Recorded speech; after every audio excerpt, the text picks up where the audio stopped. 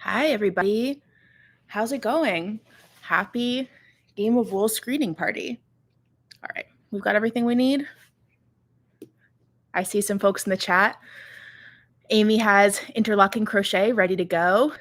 Awesome. Knitting leg warmers with hand spun yarn while watching. That's a challenge I would love to see on the show, working with hand spun. If someone can give me just a thumbs up in the chat and let me know that we're all clear and you can hear me and everything's good, I would appreciate it. Beth is working on a crochet shawl. Thank you guys for being here. Cool. So for those of you who were here, thank you for the thumbs up. For those of you who were for the previous live stream we did 2 weeks ago, a quick disclaimer. I cannot show any footage from this show or sound from the show in the live stream because it's a copyright issue. So instead, what we'll do is we'll count down together. We'll take a moment right now, get the show ready on another screen or wherever you prefer to watch it. And then we'll count down 3, 2, 1 and hit play together so that my device has it and your device has it and we can watch together at the same time. So that's the best way that I can think of to do it, to get around the copyright restrictions, because we don't want to break those rules. Hi, everybody. Oh my gosh, a bunch of people here. Renscal, Megan Anderson, Kemrick Knight, Dirt Defender 8. I love these names. Auntie by the right, you were here for the last live stream. Good to see you again. A bunch of thumbs up. I'm watching. Awesome. Marzipan Stitcher. Hi, everybody. Yeah, so I'm excited for this episode. I think that we'll just give like 2 more minutes for everyone to get ready, but I am going in hoping for the best, hoping for good, positive things. I actually think that children's fancy dress, which, correct me if I'm wrong, that means costumes, right? Like kind of costumey kind of outfits for children. It has potential. I think it has potential as a challenge, like smaller scale, maybe a little more doable in a tighter time frame. You can really like camp it up and make it fun. Kids' costumes are just like so cute. So I feel like there's some potential with this one. We'll see. I'm hopeful. Okay. Oh, no worries. Watching right now might be more quiet and come pop into the live stream chat during breaks. Sounds good to me. All right. So let me pull up the show. I'm going to refresh here. It should be live now. And I'm going to go ahead and put on headphones on one ear so I can hear the show without breaking any rules. And then we can discuss here on the screen. Is this nice and tight? Okay. All right, here's episode 4. So I'll get my headphones ready. Wall hangings make more sense than deck chair covers. I agree. I don't know if I'm completely convinced on the wall hangings, but I am open-minded. I'm trying to keep an open mind on this one. Okay, headphones going on. Let's see. Okay, Bluetooth is connected, so I can listen without breaking any of the rules. Okay, I've got the show teed up and ready. So I'll let you know. We'll do like a little 3-second countdown, and then we'll try to watch it together. So if any of you have the show ready, I see 2 options, restart and watch live. I'm just going to go ahead and hit restart because if I hit watch live, it will start me 6 minutes into the show and I don't want to miss the first 6 minutes. I think I started a thought and I didn't finish it. I just want to say, I think that wall hangings make more sense than deck chair covers from a functional perspective. I still am not 100% convinced, but I'm curious to see where they go with it. I think it'll really have to do with the way the challenge is crafted and presented. Like that will, I think, make the difference between a wall hanging challenge being really cool and interesting and potentially being a little bit like too silly. So I'm curious to see how they do it. All right, if we are ready, I am going to hit technically the restart button, but for me that means starting the episode. And I do believe I'm going to have some ads playing. So I'm going to hit the button now and I'll wait for the ads to play and then we'll all hit play to start the show together. So if you also are going to have ads, just a heads up. Oh, it's actually getting me right into it without ads. So if you want, we can count down together and hit play to begin the episode. So in 3, 2, 1, I'm hitting play. Okay. It's giving me a previously on. I'm seeing sheep. They're giving us a little bit of a recap here. Sag could be an issue with wall hangings. That's true.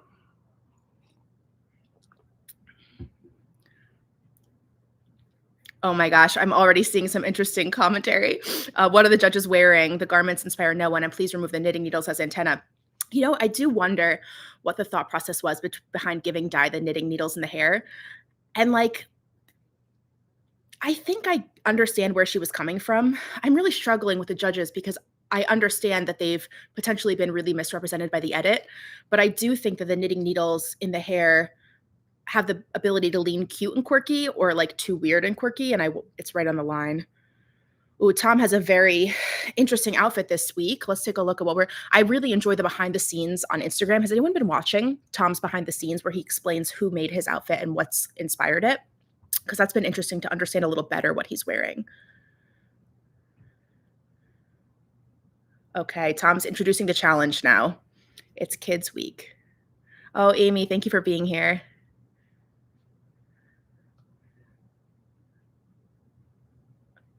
Okay, so the challenge is for an outfit that a toddler could wear to a kid's fancy dress party. The rules are unique outfit, standout design, lovely stitch work, so that they're wowed. You know what this reminds me of? Oh, crochet only. Crochet only? Wait a second. Outfit should have 3 elements to it.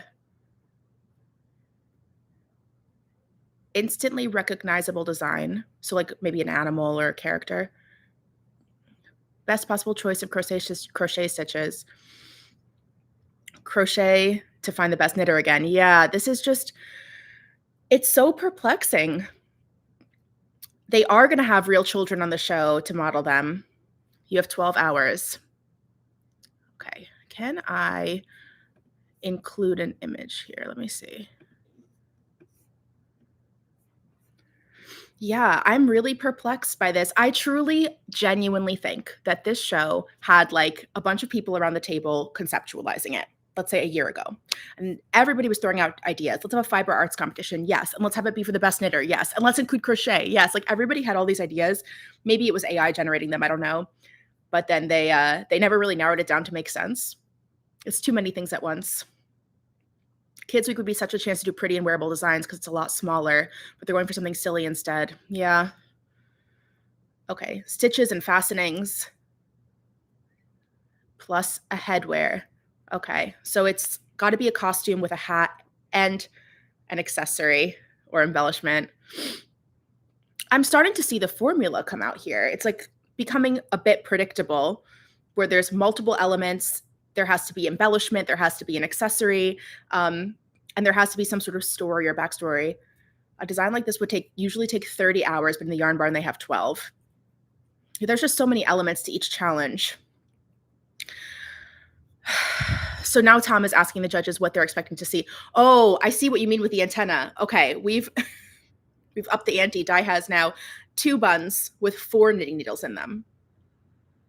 So I think that 2 knitting needles in a bun could be read as a little bit quirky and fun, but 4 knitting needles that's a lot of knitting needles. That's a lot of I think the antenna description from Runskel's comment is spot on. The buns are awful, says Jen Bear Makes. Oh man. I feel that they didn't like test this with audiences. Okay. Lydia's making a lion that any kid would love. Overalls is a cute idea. Makes fit a little easier. A tail, wrist. I think that Lydia's has potential to be extremely cute. She's making a little hood with using crochet loops to make lion's mane. And if you remember from episode 2, Isaac made crochet loop stitch for his gritty inspired dog costume, and the judges loved the crochet loop stitch. So I think Lydia really is onto this game, like complimenting Di last week using the crochet loop stitch they liked from Isaac's costume in episode 2. I think she's got this, and she's inspired by her own kids.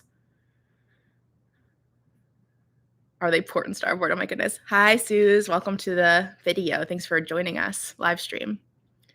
All right. They have some little mannequins of the babies' bodies. Okay, we're seeing Isaac talking about his costume. I feel like Isaac probably goes like, I think that Isaac is an adventurous guy. He went on a rock climbing trip. He's making an explorer inspired costume. I think that these are great ways to like show his interest and personality. I like Isaac loves Intarsia. Okay. I had talked a little bit about making a bingo card for the episode, and I actually did put it together. I'm not sure if I'm able to drop it in the chat though. Share screen. Oh, I can do this. Okay. I did make a bingo card, and one of the things could potentially be Isaac using Intarsia. Someone had mentioned that. Isaac loves Intarsia.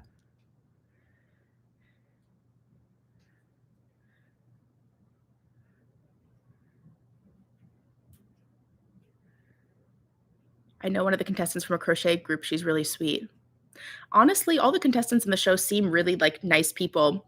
I can't wait for the embargo to lift at the end of the filming, at the end of the whole screening of the show, because I understand that none of the contestants are able to speak about this show outside of like formal channels until all 8 episodes have aired. So I'm very curious for some more inside scoop about like what was the experience like of being on the show? How much did the editing misrepresent the judging and the challenges? Can't wait for a little more detail there. There's so much crochet in a show that's billed Britain's Best Knitter, and I know that people think that's nitpicking, but it's just like they could have so easily just changed the subtitle. Oh, okay. I'm looking at Holger's outfit, and I just know it's gonna be adorable. Is this It's based on his childhood toy? That's so sweet. Holger is one of my favorites for sure. The striped pants are looking cute with the fox hat, shoulder strap, and hand crocheted buttons. The attention to detail is amazing. Okay, so Holger's gonna brush the yarn to make whiskery sideburns, and I think that like it's very interesting to see each contestant see what's working in the other outfits and incorporate them throughout the show. So Lydia's doing the crochet loop stitch that Isaac used in his dog costume, and Holger is using the brushed out technique that Ailsa used for her dog costume. So I kind of see a little bit of cross marination here of people picking up inspiration from other contestants. That's really cool to see. Dipty's making a crayon. That's a cute idea.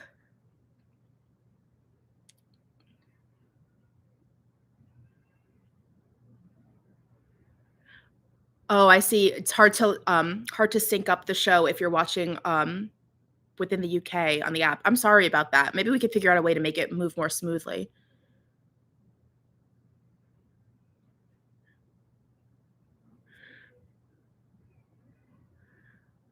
I'm curious if they're gonna love Dipty's outfit or not, because she's not introducing much shaping. She's saying it's just gonna be a tube to be a crayon, and I wonder if they're gonna like that. Fit isn't something we've talked that much about, is it? Except with the criticism of one of the dog sweaters wasn't shaped enough. For the most part, we haven't really discussed fit in any of these, which would be an interesting thought, right? It's a knitting show. We haven't talked about fit. So I'll be curious if they don't like that Dipty's costume isn't shaped. It's not nitpicking. Crochet is not knitting, is it? My head is starting to explode with frustration. I mean, at least with the swimsuits, they gave the option to knit or crochet. I'm very curious about someone like Simon, what he's going to say once the show is over, because he has expressed that he's not a crocheter, he's a knitter. And he, I think, was given some time to like basically brush up on crochet before filming began. But I would be frustrated if I signed on for a show like this, Britain's Best Knitter. Okay, I need a little bit of crochet. I'll brush up before filming begins. And then to have challenges that are entirely crochet, that's a little bit different than just like brush up before filming begins and you'll be fine. I like the nitpicking. I really, truly, genuinely want to be fair to the show. Unfortunately, I think there have been a lot of really fair criticisms about the show, and I think that it hasn't quite been well thought out. But I would love to look for positives, frankly. I would love a positive knitting show. All right, let's see what Ailsa is making. A zebra costume. Ooh, almost like a 90s inspired vibe. She's got some leg warmers, looks like kind of a vest style top and a hat with a big bow on it. Inspired by a historic knitting pattern. Ailsa has such a nice knowledge of historic knitting, and I'm really curious to see, except she's inspired by a knitting pattern. This is crochet.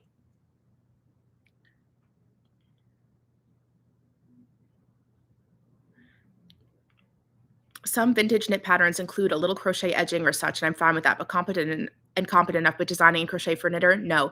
This is what I'm talking about. To say, oh, you need to have a little bit of crochet knowledge before the show starts, I would be like, all right, yeah, I've done like granny squares. I'll just brush up a little bit, but this entire challenge has no knitting in it. I wonder why they're making that decision. I just really am curious about what's going on in the minds of the creative team. Oh, oh, okay. So there's a comment in the chat that said Sheila tried on the lion hat. Will it fit a kid? And now I just watched the scene where Sheila tries it on, and you're right, it looks quite large. Which, frankly, they could have called out in that moment. Interesting. We'll see if it fits. Oh, Simon's making a knight costume. Why have Tom teaching soft twisting in the middle of a crochet challenge? All these contestants must have the patience of a saint, because I would have walked off by now. I do wonder. I saw a comment on a previous video where someone said everyone's going to try to get eliminated because they don't want to be a part of this anymore, which I thought was pretty funny. It made me laugh. But it is a funny thought.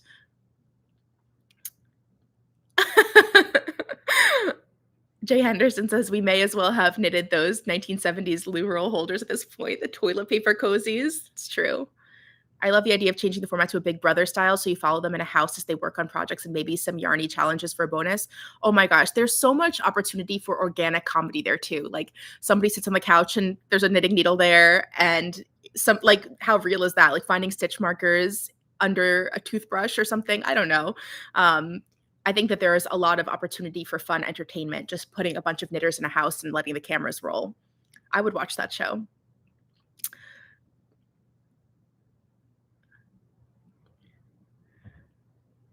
Oh, Auntie, by the way, okay, you have to drop off. No worries. I'm glad I got to see your name pop up, and hopefully we'll do another live stream next week and see you there. Yeah, Brunscal says, I love all fiber arts, but yes, the show needs to decide what it's about, best knitter or best fiber artist. Frankly, I genuinely think that knitters would have loved to watch this show, even if it was a fiber arts competition, unspecified. Like, included crochet, including felting.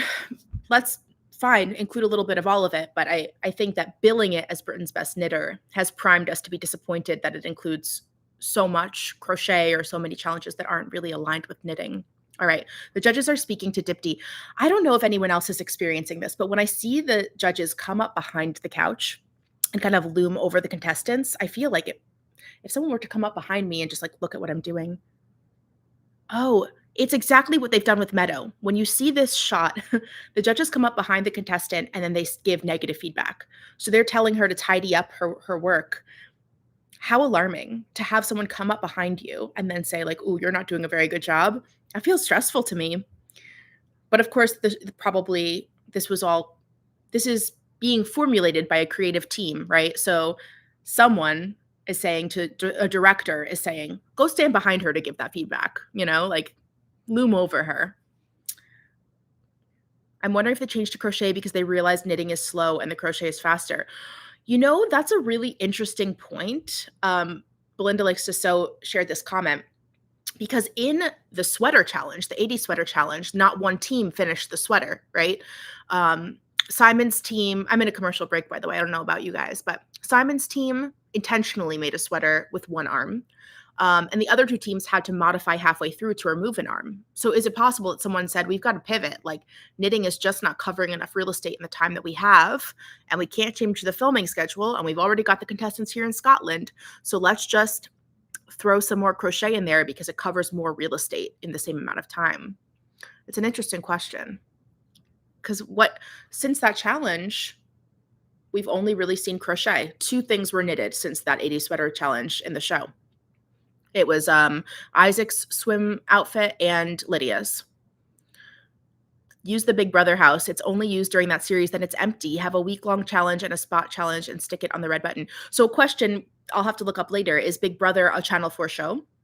What channel is it on? Because I imagine if it was the same channel, it would be pretty seamless to get access to that filming location, especially if it's empty the rest of the year. Okay, it sounds like we're all in an ad break. Now, someone had pointed out, and this was true for me last week, I think it was last week or the week before, that there was an ad for like cremation or urns or something. When I rewatched the show, I did not see that same ad. So it's always a little bit interesting to see which ads are thrown up on the screen. I'm not sure how intentional it is. I'm seeing a Keira Knightley ad for Waitrose. So we're good. We're clear right now. No urns yet. Really felt for Dipti there. I'm quite ahead of you watching it on my TV. Yeah, you know what? Next week I'll try to sync it up a little bit more easily. We'll start the stream a few minutes early, and then we can all hit start right when it starts airing. Ooh, Carrie Craft Geek has a great video from her perspective as a knitting and crochet reality TV producer. That is like the perfect Venn diagram overlap for this show. We should drive to her to run a redo. The cremation ad was on the terrestrial.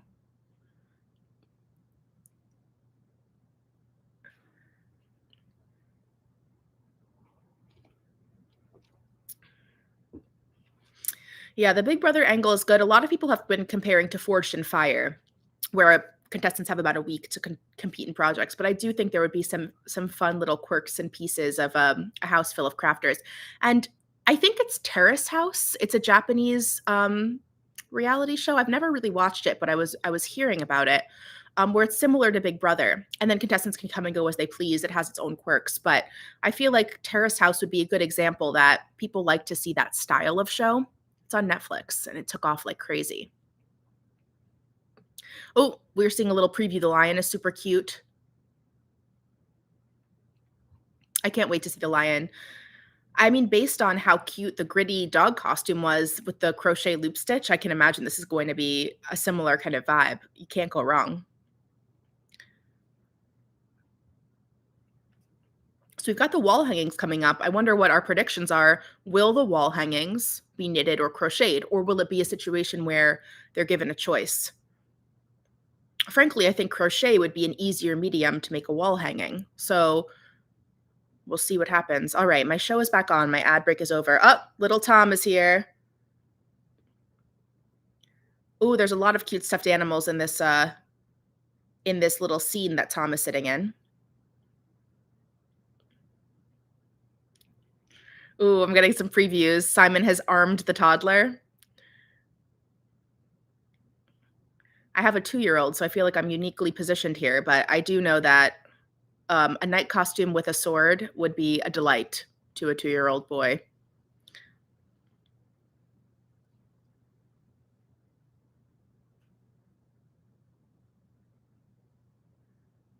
You know, we haven't seen a whole lot of Tracy. We get a lot more screen time for Dipti and Simon and Holger. I wonder about that. We've gotten not that much Tracy content, backstory, stuff like that. All right, we're seeing Dipti's crayon. Do we think Dipti's going home this week? I fear for Dipti.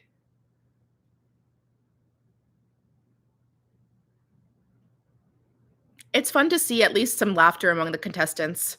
Lydia's giggling with Dipti about Dipti's costume, but I've been so used to seeing the stress that laughter is nice to see. No judge tears yet. We'll see. Will this be the first episode in the entire show that we don't have tears? All right, I've got to figure out a way to share this with you. I did make a bingo card, and I'm already seeing so many things from the bingo card. So let me see if I can pull it up for you.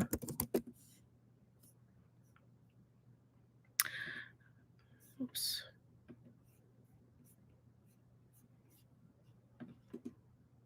Oh.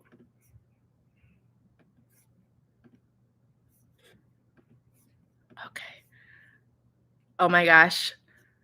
I'm so glad that you guys are here for the chat. It's so much fun. It's VPN or Channel 4 in the UK. YouTube is slower.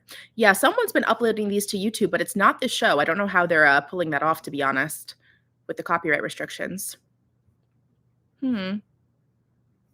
All right. I can't wait to see the toddler models for this. All right, I'm going to try and share my screen just so you all can see the bingo card if you're curious. Dipti's working on the crayon hat. Let's see here.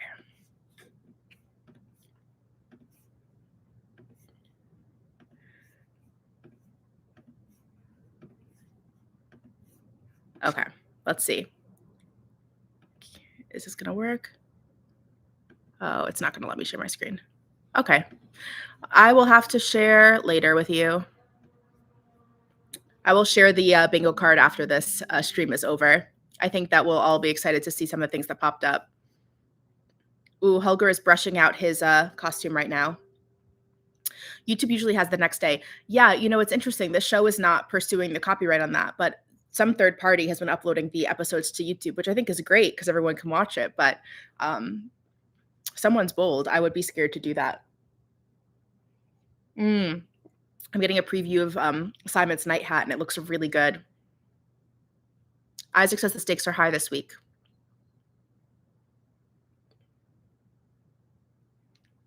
Tom says the stakes will be higher when they face the true test toddlers.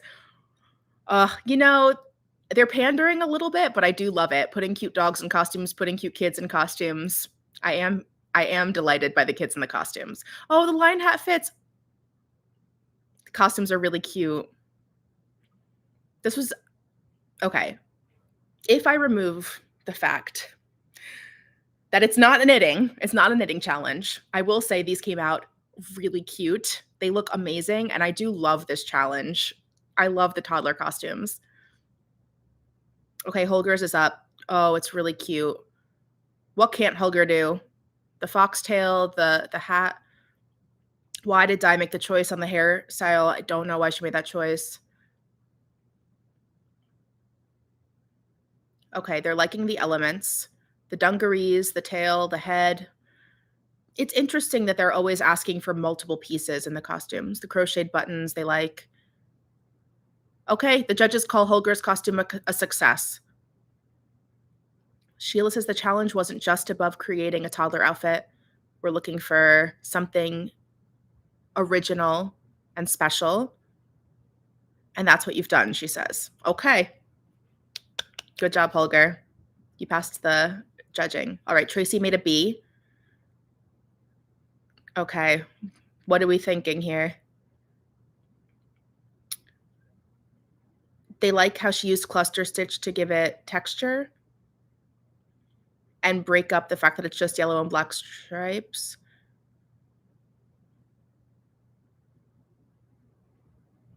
They don't like the wings. They think they're too heavy.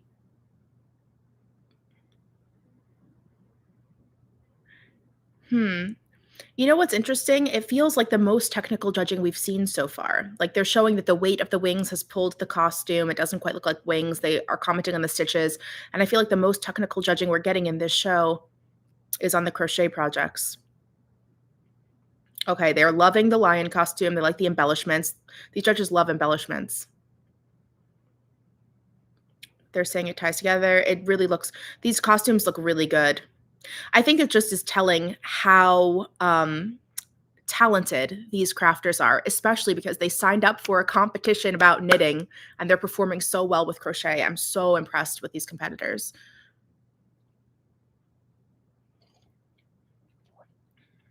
I'm a little bit, they're saying that Lydia's lion costume isn't that original, but she put her mark on it. How original? They're saying it has to be a recognizable character. How crazy are they supposed to get with it?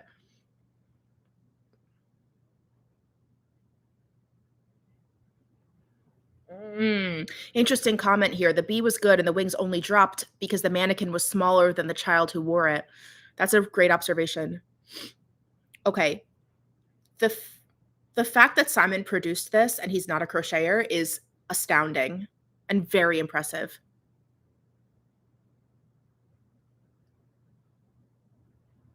The little weapon is such a cute idea.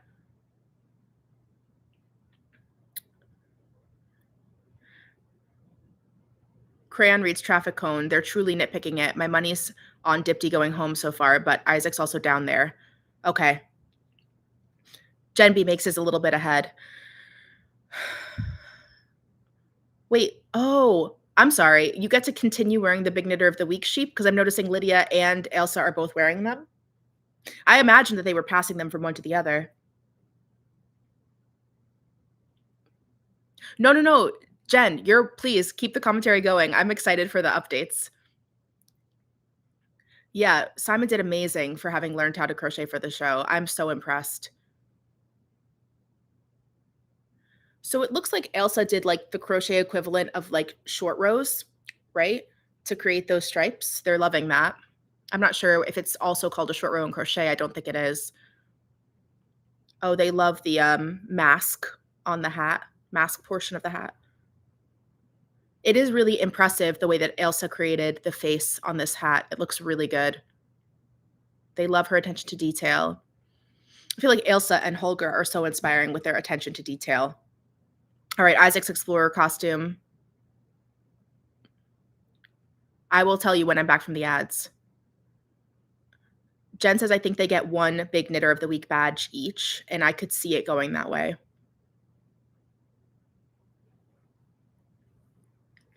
They're loving Isaac's crochet and Tarja. Wow, they just cut to Dipti during the judging, and she looked distressed. I don't know if anyone picked up on that.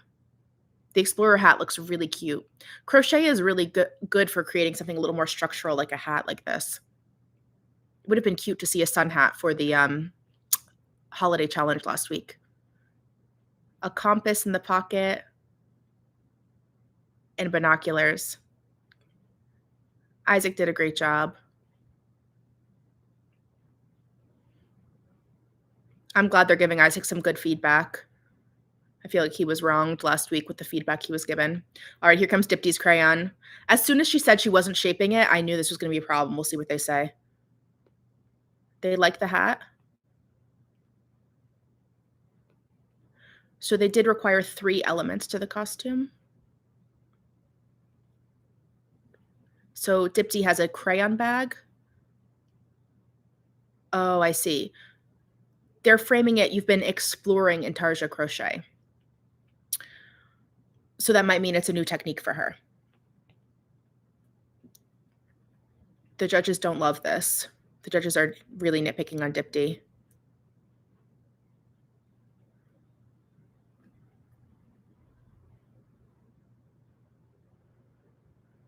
They're really nitpicking on the way that they said that her intarsia crochet letters weren't clear enough, so she went ahead and outlined them in yarn, and now they're saying the lengths of yarn or her stitches are a little too long. It doesn't look clean enough.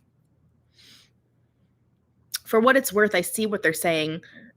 Out of the costumes, some of them look store-bought, like really professional, clean. In comparison, I think Dipti's, I get it, the lettering doesn't look quite as neat and clean as the others. I still think that I had a feeling when she said there would be no shaping that they wouldn't be happy about that. Okay, Dipti is talking to the camera and saying hers is, Dipti's talking to the camera and saying, maybe I've reached my peak, maybe I'm out of my depth. In comparison to everyone else, mine is really simple.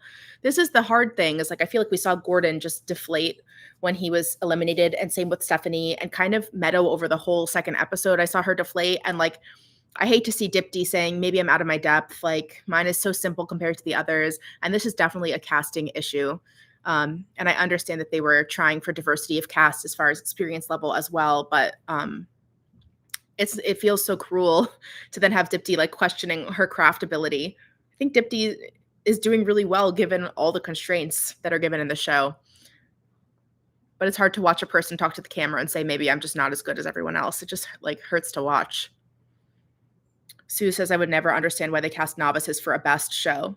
Yeah, it just, I think, goes back to like, I think we're all feeling the tension of like, the show isn't 100% sure what it wants to be. Like, is it a Britain's Best Knitter competition, or is it like a larger needle arts competition? Is it the search for the best knitter, or do we have like novices who are also at the table? You know, it just kind of like everything thrown together. It leads to a little bit, I don't know, it's like I won't use the word disturbing, is a little strong, but it's like confusing because you're not sure what you're watching. And if they just honed in on the messaging a little bit more, I think it would have been much more fun to watch. It's like, oh, it's like just like a silly, lighthearted craft competition. You know, I would tune in for that without as much confusion as I feel when watching like a Britain's Best Knitter competition where we've been watching crochet for 2 episodes, and then I see someone questioning all their skills because they're a novice up against professional level crafters. It's a little sad. I will say I'm seeing a very silly ad for Aldi. Is anybody else in the ad break? They did zoom in on a carrot's butt. I'll just say that much. I've never seen that ad before. Ooh, I see a comment. The judges are coming across as slightly sinister, or is that just me? You don't have to respond. So this is something I've been really struggling with, Pauline, and I want to be really cautious with my wording here because I spoke about the judges in the first video I made on the show, and Di left like 6 comments on that video responding to different people in self-defense. And she said, we gave hours of technical feedback. We really spent time with each outfit. We worked so hard to give this technical feedback, and it was all cut out of the show. So it really made me think, like, that must be such a frustrating experience, especially like Di and Sheila have been in working with knitting as their job for a long time. So I imagine the frustration they must feel if they came to the show with a professional mind space and then like all their feedback was completely cut to make it just about color and aesthetics and to make them look quite, I don't know, like I don't think that it's a very flattering portrait of them. And I really felt for her, like that must be tough. And so I've been trying to give them the benefit of the doubt since I saw her comments come through that we don't know how much was cut in editing. They filmed for at least 2 full days a week, and we see an hour of footage, so a lot could have been cut and reshaped. But then last week with Janie, the guest judge Janie, expert judge, I saw her giving much more technical feedback and like demonstrating a stitch. And so then I was like, well, they let her give technical feedback. And then, of course, Di made some comments last week that just struck me as quite, I don't know, a little bit prickly, like when she judged Isaac's vacation is not glamorous enough and he's so young. And the comment she made to Simon about not liking his shorts, like it just came across as quite mean. So I was like, well, then again, the editors chose to include it, but she did say it. So there's that. So yeah, in regards to your comment, Pauline, like I'm really struggling with how much of the judges that we're seeing was curated for us and how much of it really represents the experience on set. And I want to be fair to them because Di was quite protective of herself and Sheila in my comment section and saying what we're seeing isn't the reality. But some of the things that were said, right? They made it into the edit, but she did have to say them. So I'm really struggling with that piece. Isaac is the king of intarsia in both knitting and crochet. I love how he does that, but wish he'd shown some other skills or were given the chance to do so. Yeah, I agree with that. Ooh, what's happening here, you guys? All right, we fixed it. A more wholesome and humorous crafting reality show would be watchable. I heard recently how crafting improves you as a human as it forces you to make mistakes, which I like that quote. Lucy, I love this idea, and it's actually something I think about a lot, is that as adults, we don't often have that many opportunities to learn something new, like from scratch. And I think it's a really humbling and inspiring experience. And crafting can give you that ability to continue to learn new things in adulthood outside of just like work at your computer. So that's a kind of a nice thing. Oh, okay. The show is back for me. I'm seeing the wall hanging. They want it to basically unfurl to tell a story. I will reveal that one of the squares on my bingo card is a storytelling element.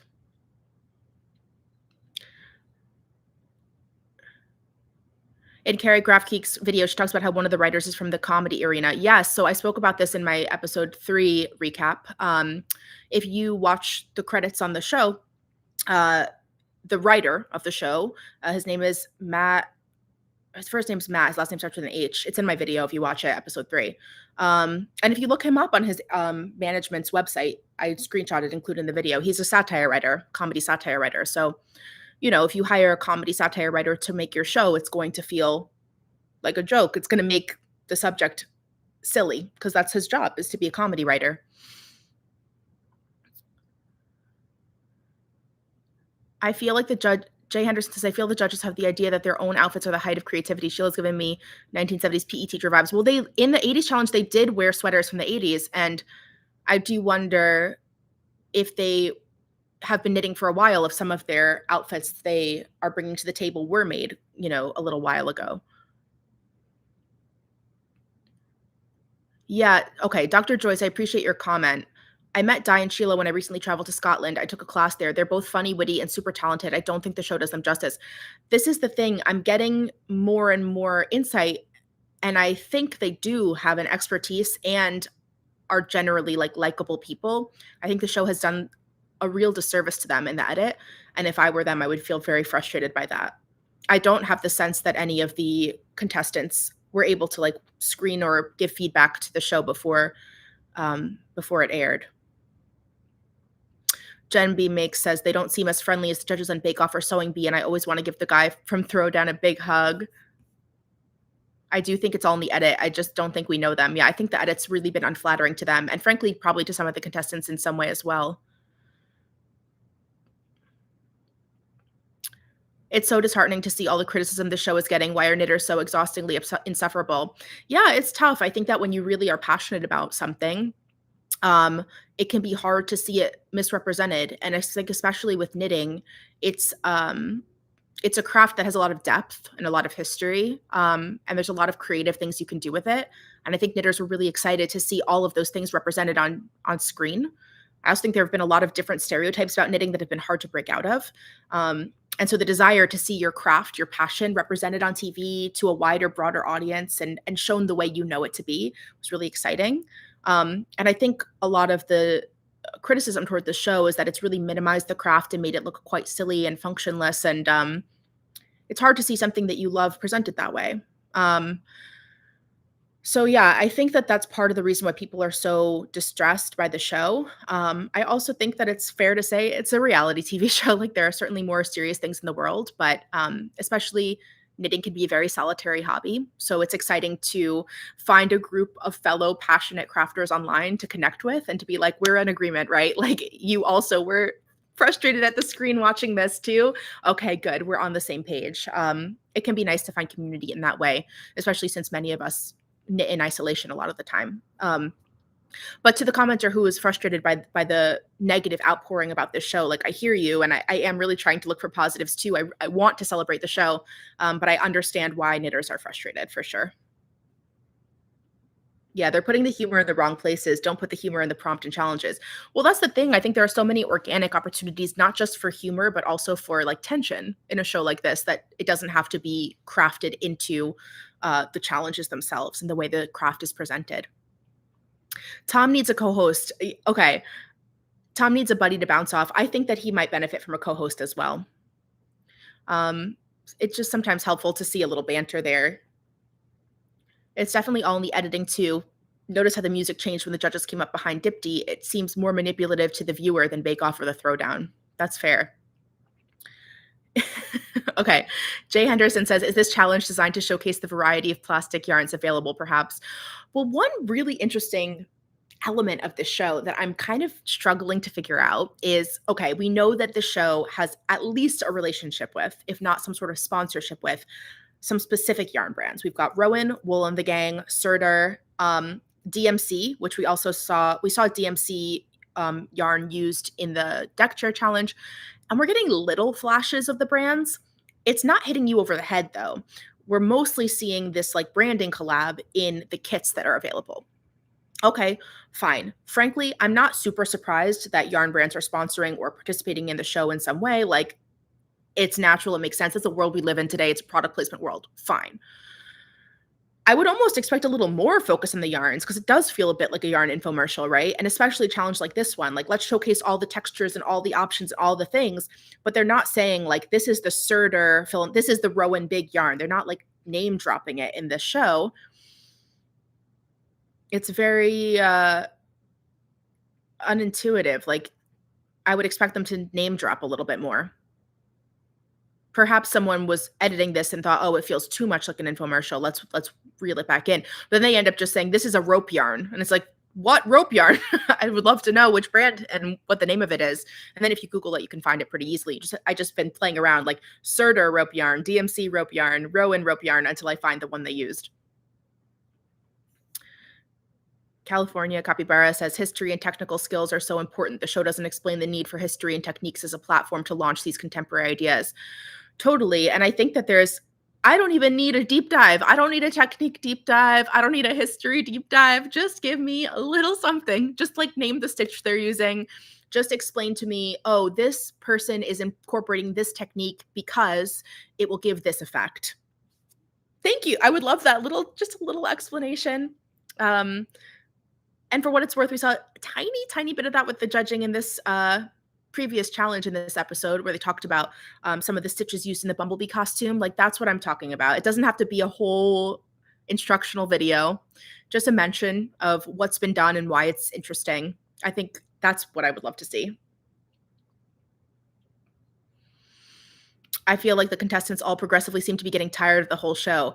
I you know, I would wanna say it. I wanna say it too, and I hesitate with I just wanna make sure that I don't wanna put words in anyone's mouth, you know? Like, I don't wanna speculate without knowing, but I do wonder about the contestants getting frustrated with the challenges. I do wonder about that, and some of the comments that they're making and some of the choices that they're making, I do wonder if they're a little bit frustrated. I cannot wait for the show to finish airing so we can, like, hear some real inside information from the contestants. I hope we get some revelations and some more information because we won't know until that time is up. Agree about the music. You really get a dystopian feel when the one who isn't doing so well is on screen too. Runscale says we're not really allowed overt product placement in the UK. So this is a really interesting element here because most of the shows in this category, right? British Bake Off, Pottery Throwdown, my understanding is those are all on BBC and overt product placement is strictly forbidden. And it was like a huge thing with British Bake Off to ensure that no brands are shown on screen. And I believe it's because it's publicly funded. But Channel 4 is, and forgive me because I'm not in the UK, but my understanding is that Channel 4 is a nonprofit, but is not publicly funded.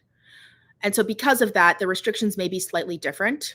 There may be UK-wide laws about product placement, but like I'm watching the show and I'm seeing the yarn and they're never showing like a ball band where I'm not seeing brands, even though we know the show is partnering with brands, creating kits with brands. And I believe it was holiday week that there's a scene where Tom's suitcase opens and a bunch of yarn tumbles out. I was watching my husband. He was like, pause it. See what the ball bands say. What brands are those? Couldn't tell. They will only show the ball bands in a way that it's like kind of blurry and hard to see. So I think it's a very interesting question about the product placement on screen and the way they're speaking about the yarn where it's such an odd feeling. It feels like an infomercial, but they never say the brand name. It's very interesting and weird, a little bit unintuitive for me. Holger hates this show. One of the comments, Jay Henderson says, Holger hates this show. Well, I can imagine how frustrating it must be to have his level of talent and skill sign on for a Britain's Best Knitter competition, be asked to crochet, and just like show up and realize the whole thing is being framed as a joke. Must be so infuriating for him. All of the participants in the show are professional people, like whether they work professionally in this world or not. All of these people have reputations and lives, right? And some people might, I'm not gonna say nobody wants to be part of a joke craft competition, but if you signed up for a real legitimate Best Knitter competition and you wind up unknowingly in a joke craft competition, that has to be a frustrating experience. Okay, I'm in a commercial break now. Nothing else has made me more interested in knitting than this show has. I believe the criticism of the show from knitters is what's putting a horrible light on knitting. Very off-putting. Listen, I'm so glad that the show has made you interested in knitting. I really am. And like, this is a great craft. I think that that's, a wonderful product of this program. If people are excited about the craft, I think that's a great thing. I personally, I found knitting to be amazingly beneficial and added so much positive to my life and to lots of other folks' lives who I've spoken to and taught to knit and all sorts of things. So I'm glad that you're going to take up and get interested in knitting.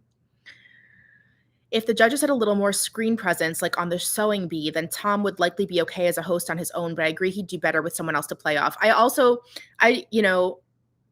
There is this invisible presence behind the scenes, which is like the production and directorial team.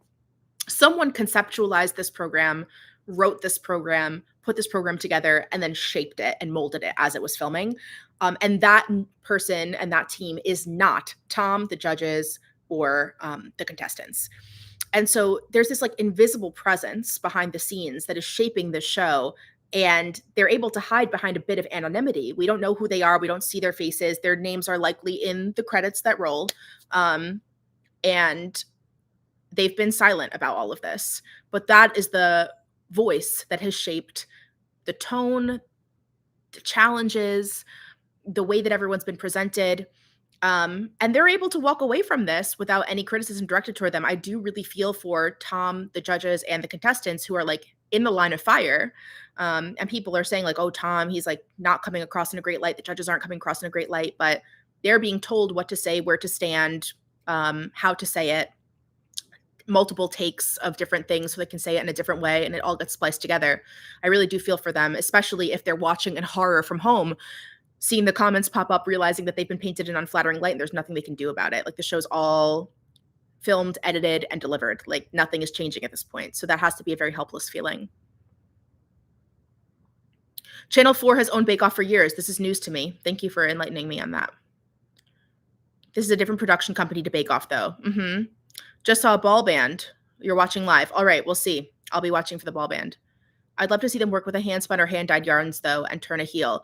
Honestly, like just giving them a sock and saying, find a new way to construct a heel or find a new way to construct a toe or turn a heel with no instruction. I feel like Bake Off did a lot more of that. They would like give you kind of a bare bones recipe and be like, this is a recipe for sponge, like make a sponge. And you had to kind of rely on your previous knowledge of that type of baking in order to demonstrate your skill and make something that could then be judged for a technical challenge. I feel like socks are a great canvas for that. And of course, Holger is uniquely positioned to succeed in a challenge like that. He's General Hog Buffer on Ravelry. Like everyone knows his, many sock knitters love his patterns. He would be super, super interesting to watch in a sock challenge.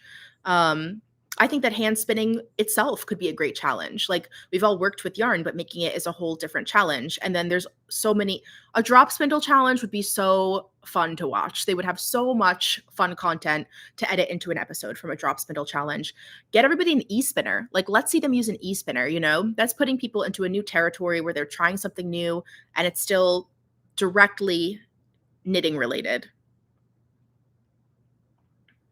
See them work with hand spun or hand dyed yarns and turn a heel. I read that comment, but another interesting thing would be like find a new way to break up the stripes in a self-striping yarn. I'm just thinking of Holger has these socks that I'm really excited to knit called Broken Jack. And he uses this patterning to break up a self-striping yarn and create diamonds in a really interesting way. Like I'd love to see knitters tasked with coming up with a new way to do something like that.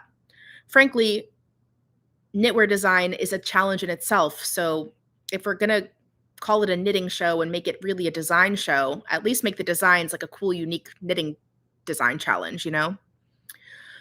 Give them a tube and just do a heel and a foot. My episode 5 prediction, they make them knit with their feet. I wouldn't be surprised.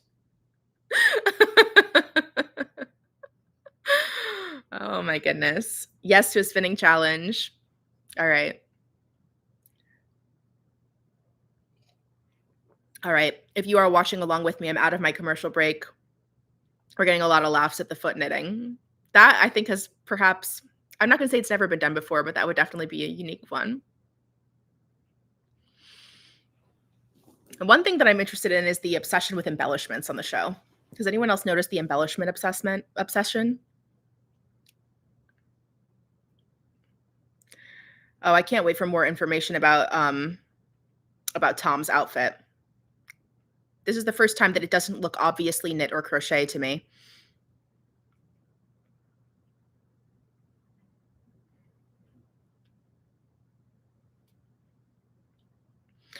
All right, so I've lost the time limit here, but Tom is approaching everyone and saying, you do know you have to have this on a poll and there's not much time left here. It's just like, this is what I'm talking about. I'm sure a producer said to Tom, go up to them and tell them you're running out of time. You know what I mean?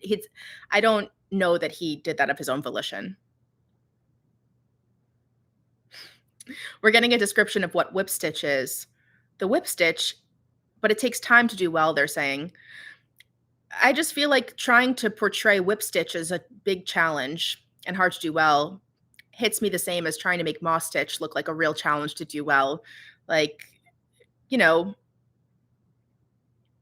these are fairly straightforward and simple stitches. And sure, anything with crafting is hard to do well. Like it takes skill to do well, but pointing out the simplest stitches and portraying them as real challenges because it's convenient for the storyline intention of the show mm, it kind of makes me lose faith in the authenticity of the program, because it feels so contrived. And they're just like, oh, moss stitch, really, really challenging. A sheep to shawl episode would be so cool and is literally already a competition format that exists in the knitting world. So it's a natural. Like, I would love to see a sheep to shawl competition show.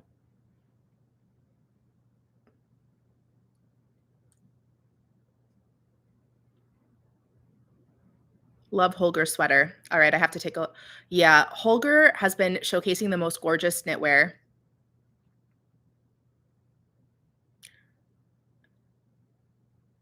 Frankly, everyone has been wearing really cool knitwear and crochet wear. All right, in my stream, I'm finally seeing the wall hangings are being judged. They need to be worthy of a child's bedroom, they're saying. Thank you, Soggy Clouds. All right, here come the judges. I am curious why they judged this blind. I don't For a technical challenge, yes. For this type of creative challenge, it just doesn't make sense to me why they're judging blind. It's like they were like, "Oh, in Bake Off, they do a blind challenge. We've got to do a blind challenge." All right. These look these wall hangings, they're showing the wall hangings. I'll reserve my judgment for a moment.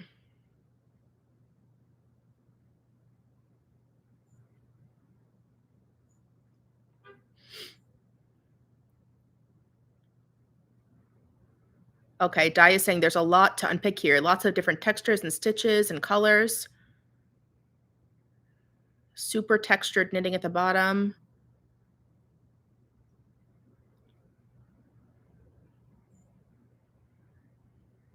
They're pointing out that the edging is different because there's a crochet panel and a knitted panel. They're picking on a bulge in the fabric. Yeah, why doesn't the winning team get anything extra, like, safe from elimination? I don't know. Okay, they think there are too many zippers?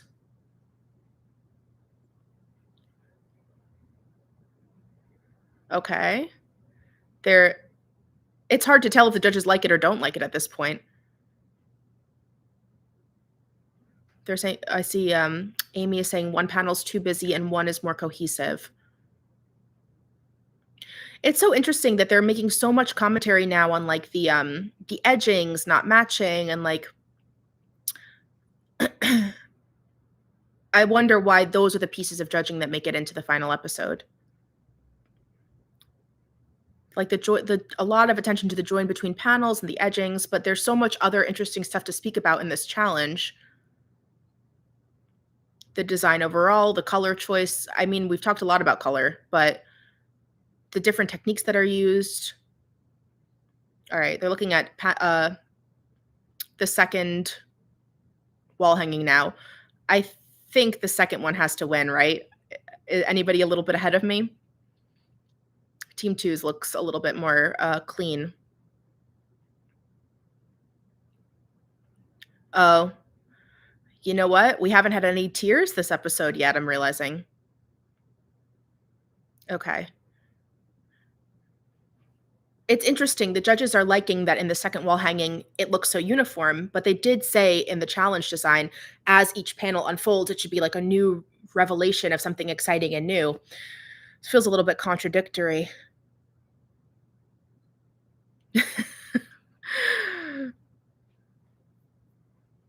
My bingo card is ruined because she didn't cry.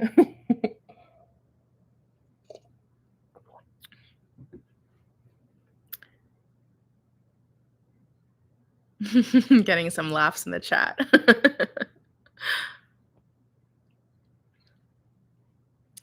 Interesting how many, like, there's not as much interactive things happening. Okay. Because there aren't zippers.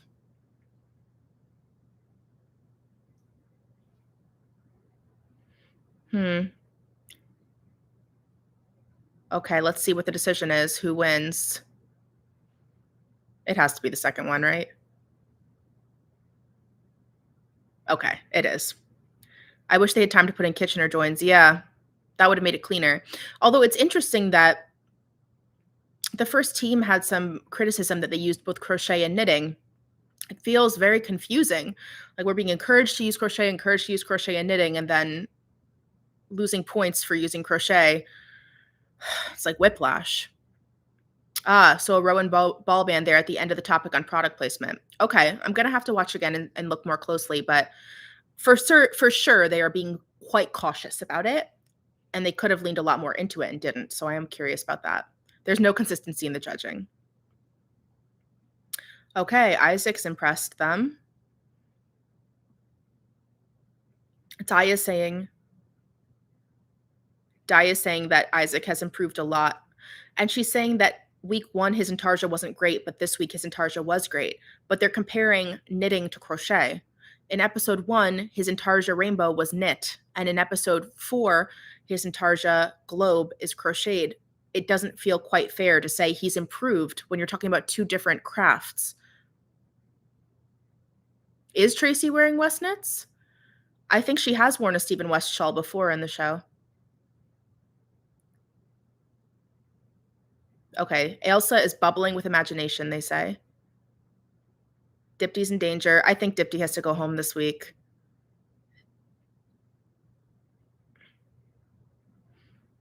Did anybody catch which Stephen West shawl Tracy is wearing? That's what I'm saying. Tracy has had very little time where we've learned about. For what it's worth, we haven't had a whole lot of time to get to know any of the characters in the show. There's a little bit of a lack of connection with them. But Tracy, I feel like I know almost the least out of everyone else on the show. Yeah, Jen Beam says maybe Dipty is going home too. All right, we'll find out.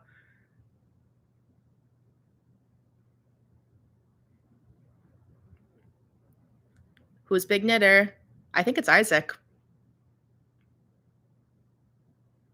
I knew it! It's Isaac. Okay. Someone had commented and said, I think that every single person is going to win Big Knitter of the Week one time. And it's starting to look that way because we have 4 different big knitters. All right. Let's see who's going home.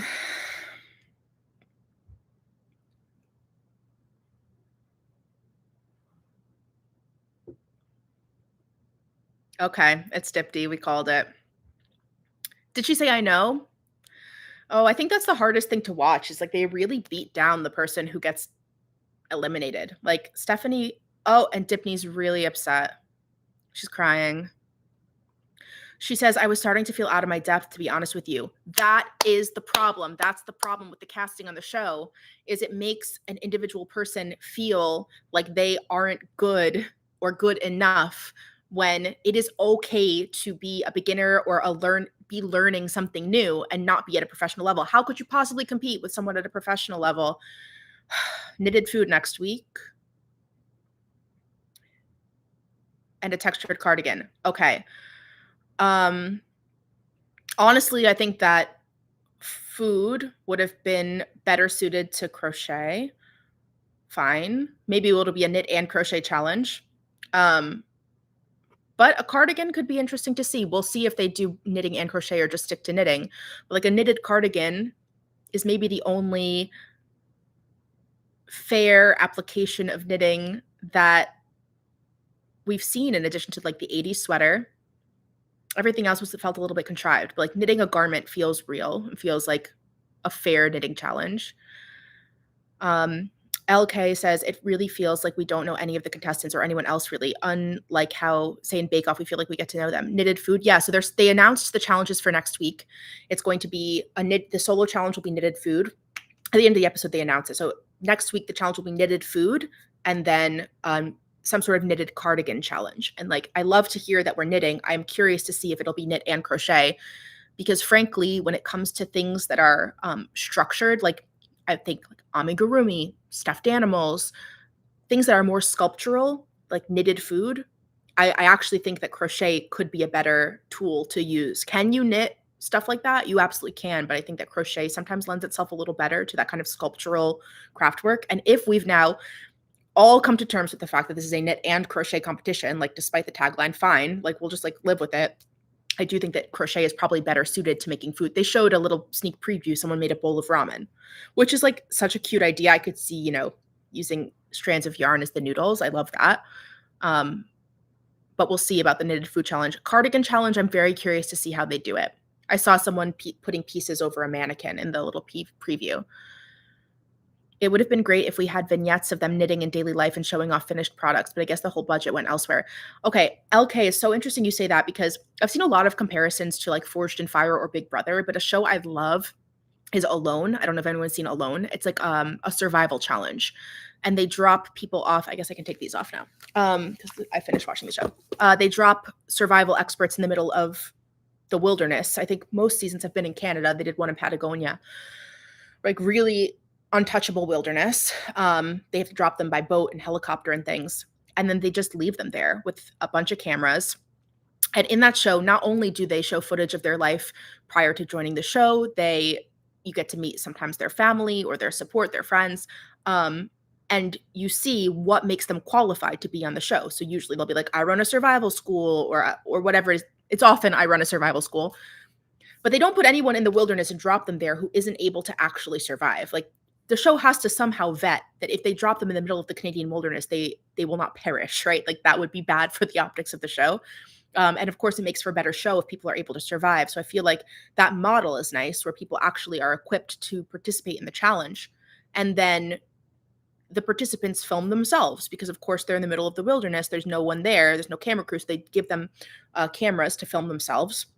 I think they do like a crash course before filming begins. Like, this is how you can film yourself and make interesting content. And then I don't know if it's like weekly, they have a health check, make sure they're still healthy and safe, and they drop off new batteries. Like that's another approach I would have loved to see, like giving people challenges, giving them time at home to knit and do like, have them show themselves knitting, stuff like that, to give them a little bit more time.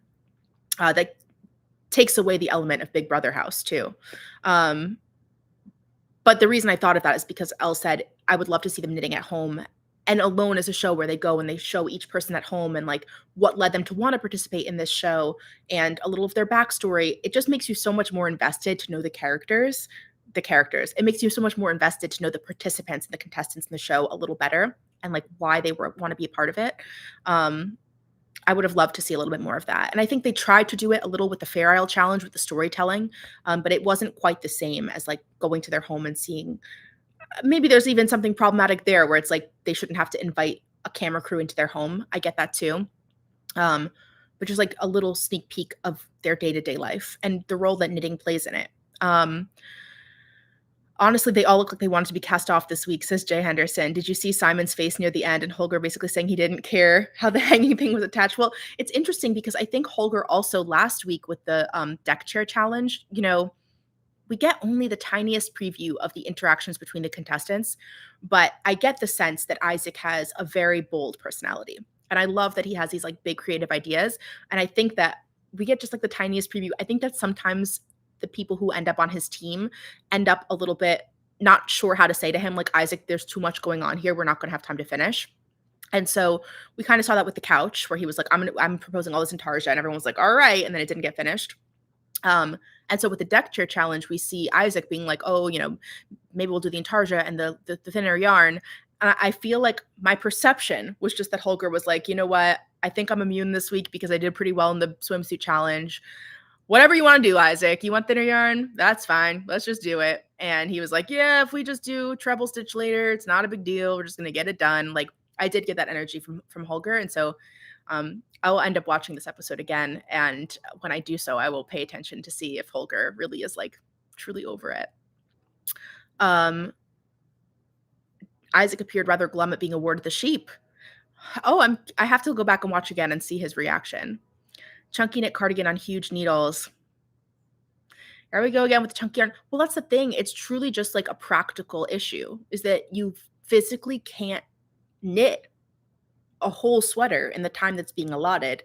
So they only have one choice, which is to not knit sweaters or to knit chunky sweaters. Like there really is no way to practice unless they had every single contestant working together, in which case, how do you even practically do that? There's just like not really a practical way to knit within the timeframes that are given. So they have to figure out shortcuts, I guess, and chunky yarn is the way to do that. Is it over? Does anyone know how I can watch it live in Germany without a VPN? Beatrice, without using a VPN, I'm not sure how to watch it. However, someone's been uploading it to YouTube pretty quickly after the episodes air. So if you check in later tonight or tomorrow, it may already be up on YouTube. You just type in like Game of Wool episode 4. I'm not sure how quickly they're getting them up, but it's early in the week. It's over. I don't think you can watch without a VPN. They shot a snapshot of the contestants' lives on Stowing Bee. It's definitely possible. We've got the answer. Thank you. Tracy Shaw is a fantastic. So if anyone was admiring Tracy's shawl. Wow, I'm glad that we watched this together. Thank you all for being here with me. It was nice to talk about it with people who are invested and who craft and who care about our craft and care about the show as well. I'm honestly almost hate watching because I resent mixing crochet and knitting as if you need to be good at both. This is like the most interesting thing is like this core misunderstanding of the difference between knitting and crochet. And I do get a little bit of pushback on this where people will say, "Oh, well, knitting and crochet are the same word in some languages." And that may be true, but I think for the most part in the English-speaking world, which this show is a part of, the English-speaking world, like we do distinguish between the two crafts. And I think that like, especially when you get into the weeds with the technicalities of the craft, like they're two different skills. And they can complement each other well and they can work together in the same garment, but it's not something we see a lot of. I just made a Getty tee by Tanis Fiber Arts. I think she's doing really cool things with combining knitting and crochet in the same garment, but it's not something I see a lot of. And I think that's because usually people aren't very advanced. Like, I don't know how many people are very advanced at both. I consider myself an advanced knitter, but I consider myself an extremely novice crocheter. It might have been really hard to cast a show where everyone was both an experienced knitter and crocheter and able to be local and participate in the show and fit the qualifications and have the time. Like, it might have been hard to cast for people who are expert at both. But I think we generally distinguish between the two crafts, and the fact that the show is conflating them feels really odd. I don't know, like for an individual person to conflate them who's not a crafter is one thing, but if you're going to make a craft show, you should like do a little bit more Googling, like talk to some crafters first before you start making your show. Just make sure that it's like aligned with the craft. I can knit Shetland cobweb lace perfectly, but have me knit a sock, I'm lost. Well, that's the thing. Like even within the craft, within the craft of knitting, there's so many different skills and things that you can do.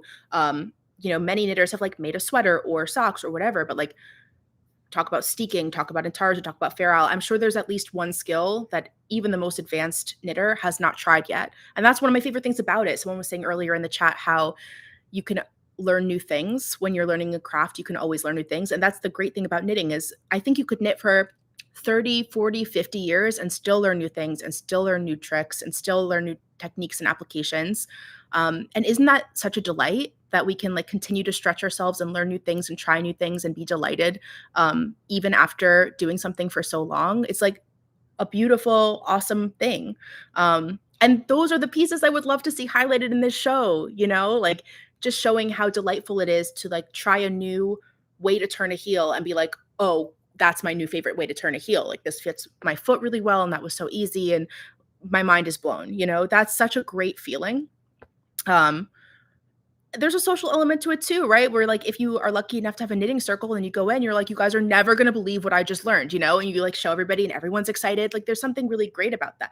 I think the internet has been really great too for that, where like I could learn lots of new techniques and approaches and stuff through the internet that I might never have learned with a local knitting group pre-internet days. So like, I would have loved to see those elements shared in this show, especially one curious thing that could have been cool to see is like you have a barn full of fiber artists who are at least intermediate, right? In whatever their preferred skill is. Like I feel like Dipti is at least an intermediate crocheter. We didn't see so much, but like I have that sense. And then you have some really advanced knitters. Like we saw in the first episode, the first team helping the second team, but I would have loved to see some of the skill sharing that happens when you put a bunch of knitters together. Like this show does, in a sense, want to be like a cozy crafting show.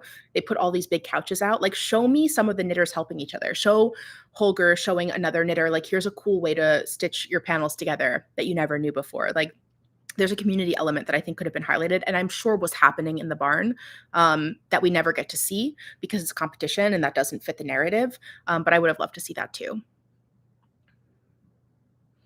I'm probably an intermediate knitter, and while I crocheted as my gateway drug, I'm going to have to relearn to teach my kids. I'm mostly a spinner. I knit and crochet to use my stash up. Yeah, so like we all have different elements that we're excited about or invested in or feel stronger in.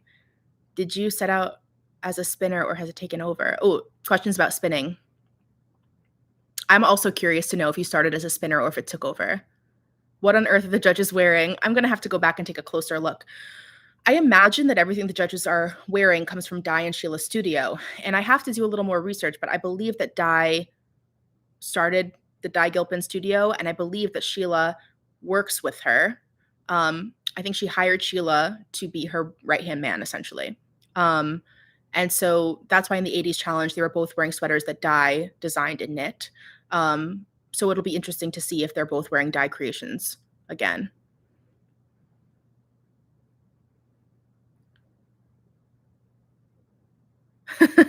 Okay, Linus is saying, what are the judges wearing? And Jay Henderson is saying, I say this every time. Oh, man.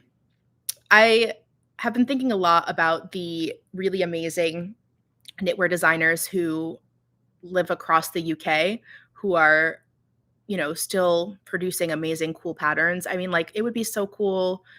I don't think Stephen West in the UK? I don't think so, but I think that he's close enough. Like, could they have gotten Stephen West to show up in one of these episodes? Tracy would have been so excited. She's wearing Stephen West in multiple episodes. I love Isolde Teague. I would have loved to see her show up on the show. I mean, with Rowan, through Rowan, they have access to Kay Fassett. They have access to Debbie Bliss. Like, I don't know how Kay Fassett is doing, but I would have loved to see both of them show up on the show. I don't know if they just didn't want any part of it or if the show didn't know enough to reach out to them. You know what I mean? Basically, Sheila has the same gauge as Di, so she can finish things Di starts. What does that even mean, though, same gauge? Like, if they're both swatching, I hear what you're saying. Like, they knit very similarly, but I feel like technically we should all be able to match someone else's gauge. But I hear you. It's a good backstory for them, and that's probably part of their brand. I find the rush in the show raising my anxiety with my craft. It's hard enough to explain how in-depth the fiber arts are without time constraints. It's so interesting because I think that even the people who are closest to me don't truly understand how long it takes to knit something. And it's something that I've been just discussing recently because I was talking to my husband about a project I was working on. And I estimated, like, I think that'll take me about 10 hours. And he was shocked. He was like, 10 hours? Are you sure it'll take you 10 hours? And so I've been working on it and I'm like part of the way through. And I held it up. And I was like, yeah, like this is right. I started it yesterday. I worked on it about an hour. I just worked on it in the car. That's like another hour and a half. So this is like 2.5 hours of work. And you can see how far in I am. And he was like, oh, yeah, like you're right. It probably will be 10 hours. But it's just so hard to conceptualize time for a non-crafter and how long things take. And I don't think the show is doing that challenge any favors because it makes it seem like knitting can be pushed into a time frame that's like, 8 to 10 hours if you're really working hard. It's going to potentially have a negative impact on people who choose to sell their hand knits for money.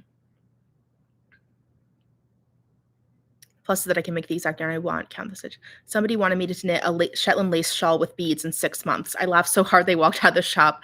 They take me a year and a half. Exactly. I think just like people don't, it's very hard to explain to people how long knitting takes, and it's hard for people to conceptualize. And I think it's also, frankly, kind of hard to measure as a knitter because I'm always knitting during other activities. It's rare that I can sit down and be like, now is knitting time, hit the clock and do my knitting and then like clock out, right? That's not how knitting works, at least in my life. It's like, oh, I'm like at coffee with a friend knitting or like watching a TV show at night and knitting. And like my son needs me, got to get up, got to put it down, got to get up, got to put it down, got to get up, got to put it down. Okay, I'll get a minute in here and a minute in there. And so keeping track of your hours in a traditional way is so challenging with handcrafts. And this show, in a certain sense, does that really well because they are focused on the craft in the yarn barn during the timed challenge. But it's very disconnected from the way that knitting can work in the real world and what's reasonable to knit in a certain time frame in the real world. And I do wonder, like, maybe it's true that people who are buying hand knits aren't watching the show. So like, I don't want to make it seem like it's going to have such a negative impact on hand knitting, but it does definitely contribute to that narrative that can hurt people who knit for their living. Oh,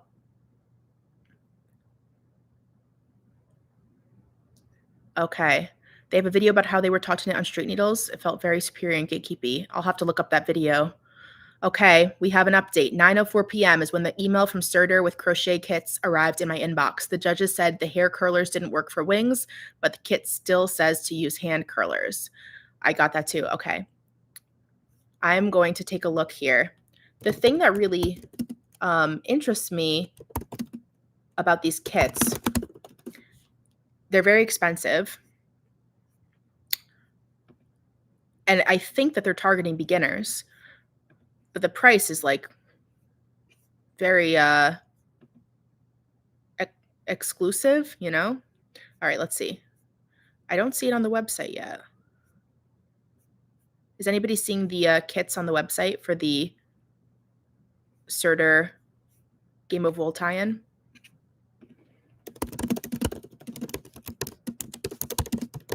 It's smart because people will want to knit these. I think people will want to knit the kids' costumes for their child and for their grandchild, I think, or for young people that they know. So it's a good kit to create, and I think they can charge a lot for it. Learned Hand Knit says, I cannot knit while my husband works out to music. My brain wants to match the beat with my knitting. It's funny. That's true. I do think the challenges are based around selling overpriced kits to new crocheters and knitters, and I resent that. Yeah, I'm not seeing the Surtur kits on their website yet. They could be waiting to update it. Rowan and Wool and the Gang updated pretty quickly. Well, let me see if it's on the Instagram, because that's where they've been updating things right after the show goes live.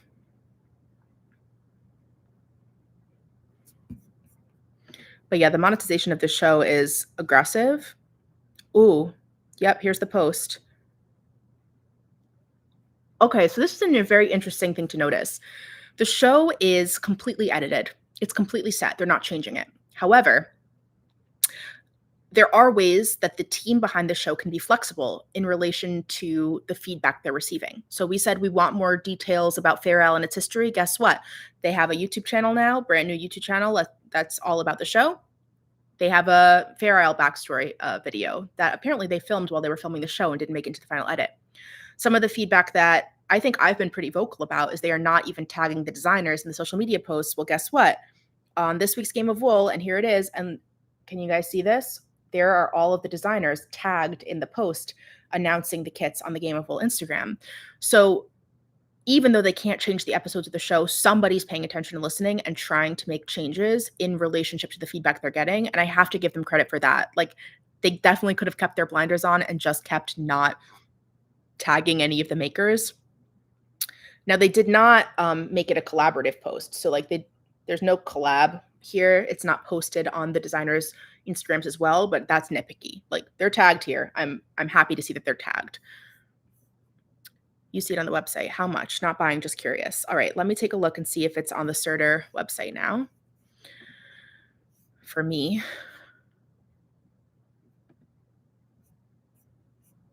I'm finding their website hard to navigate.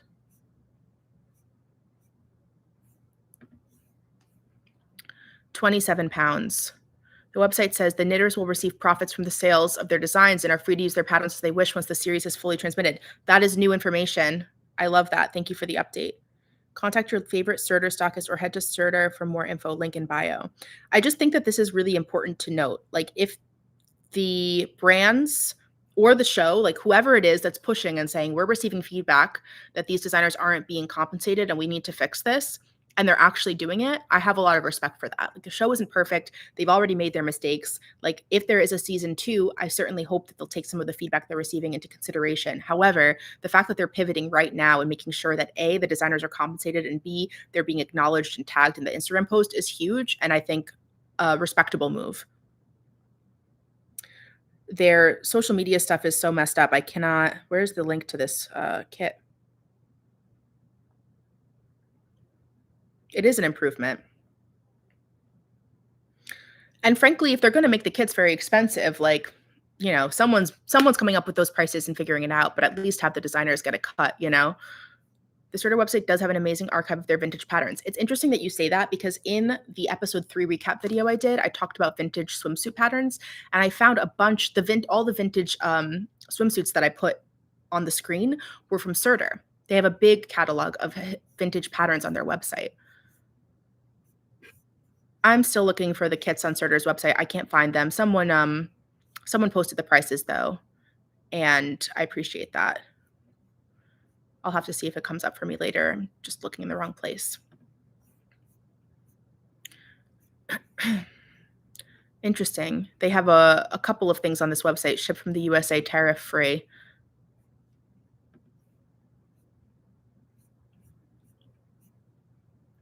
Yeah, I'm not seeing the kits myself, but I appreciate that they have a note about compensating the designers. And if that is there and spelled out clearly and they're acknowledging designers and compensating them, that's huge and a big improvement. And I'm very curious about what has changed because we know for a fact that with the Rowan and Wool in the Gang kits, both Rowan and Wool in the Gang were direct, that they were not compensating the designers. And I did reach out to Channel 4 and spoke to someone there who confirmed that they were not compensating the designers. And so something has shifted, and I'm really delighted to hear that. And so to those folks who have been commenting and saying like, oh, knitters are so negative and like this feedback is negative and it's just a show that's fun and blah, blah, blah. Like I will say that if one positive comes out of this and the designers whose creations are being used for these kits are now going to be compensated because knitters have been outraged across the internet that they were not being paid, that is a huge positive that comes out of all of the discourse about this show. And I'm grateful for everyone who advocated for them to be compensated because their designs are being used in these kits. They deserve to be paid. Anyway, do you still have the VPN turned on? I still have it on, and maybe that's why I can see it. That is a good question. Let me check the Serter website on my phone where I have my VPN turned on. And then after I check for this, I will let you all go. Oh, so interesting. Yeah. So I'm currently streaming to you guys from my laptop. I don't have my VPN turned on, but on my phone where I have the VPN for watching the show, I do see the kits here. That's very interesting.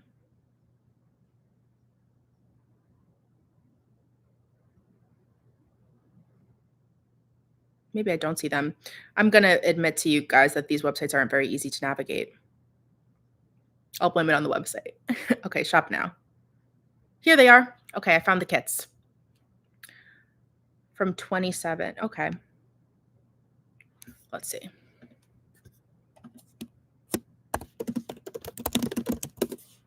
Okay, so they're about, am I right? 27 pounds is about 35 US dollars. So they start at 35 US dollars per kit. Yeah, it's very odd that it's geo-blocked. It could just be because it's hard. I don't want to like go searching on the internet while we're all together here on the stream. I always find it fascinating which of the designs they choose for the kits. So we get 4. We get Ailsa's zebra, we get the bumblebee, we get the explorer, and we get Holger's fox. And I'm always curious who's picking which ones they're going to make a kit out of and kind of why they made that choice. They did not include the crayon. I do really love these though. The shame is, if these were knitted, I think that I would have very little hesitation in purchasing one of those kits to make something for my son. And back in October, when I went up to Rhinebeck, I stopped at Morehouse Farm and I picked up 2 knitting kits for an elephant backpack for my son and hedgehog mittens. Like he really fell in love with these knitted kind of children's oriented patterns. And I didn't hesitate to pick up those kits to make them for him.